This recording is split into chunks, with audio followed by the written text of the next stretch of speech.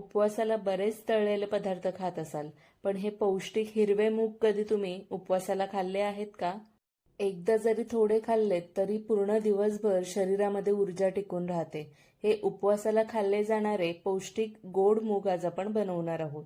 मध्यम आकाराच्या वाटीने 1 वाटी हिरवे मूग मी 7 ते 8 तासासाठी भिजवून घेतलेले आहेत. हे भिजवलेले मूग कपाने मोजूया तर 1.25 कप इथे हे मूग झालेले आहेत. ते कुकरमध्ये घालूया, 1 कप पाणी घालूया आणि मध्यम गॅसवर 1 शिटी काढून घेऊया.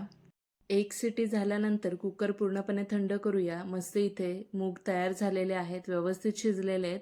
आता एका कढईमध्ये 1 चमचा साजूक तूप घालायचं, त्यातच हे शिजवलेले मूग घालायचे आणि 1 मिनिट परतून घ्यायचे.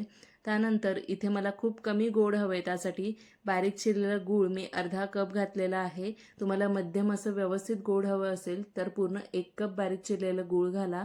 किसलेलं ओलं नारळ अर्धा कप घालायचंय आणि गूळ वितळेपर्यंत चांगलं परतून घ्यायचंय.